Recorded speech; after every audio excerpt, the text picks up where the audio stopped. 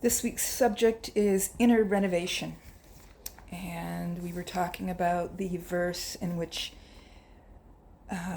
Jesus says that he will give you a new heart so that you will follow his law. And what does that mean?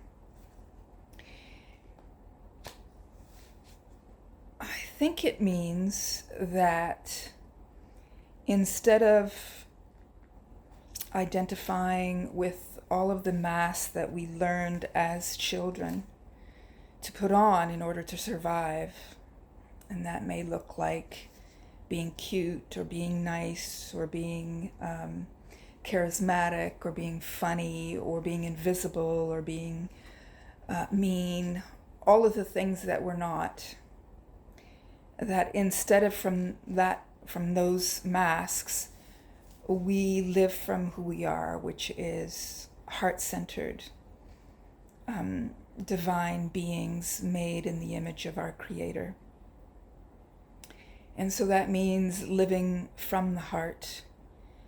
And this means that instead of efforting our way to that place that we want to be of peace and love and joy, is that we allow for God's grace to come into us.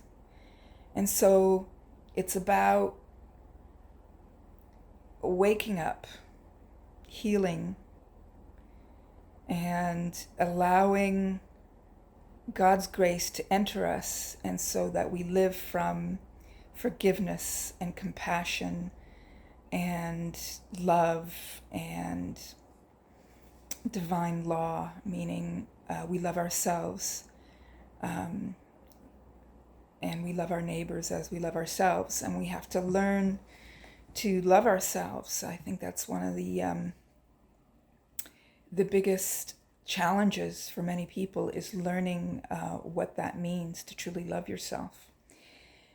And so it's not by modification, but by transformation in identifying with your divinity, with who you are, which is love, which is your heart, which is learning to listen to your heart and to not live by the ego, which has built all these masks that we tend to fall into.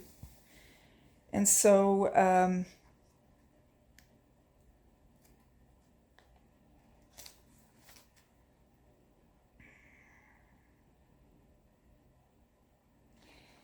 it's really about a remembrance, and a remembering of who we are and who we are not. And I know that I've been dealing with a health issue, and I know that it comes from doing things that are not good for me. Eating, I know that I'm allergic to white sugar, and yet I've been eating white sugar, and that leads to health problems, which I'm dealing with now.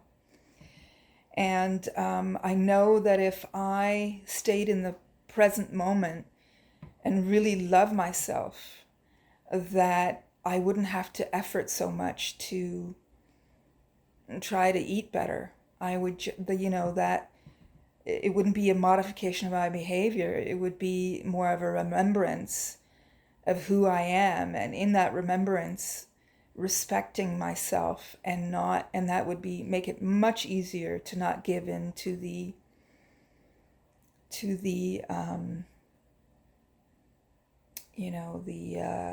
temptations of eating all those sweets that I've been eating. And so, from that place of remembering who we are, then naturally our behaviors follow what is good for us.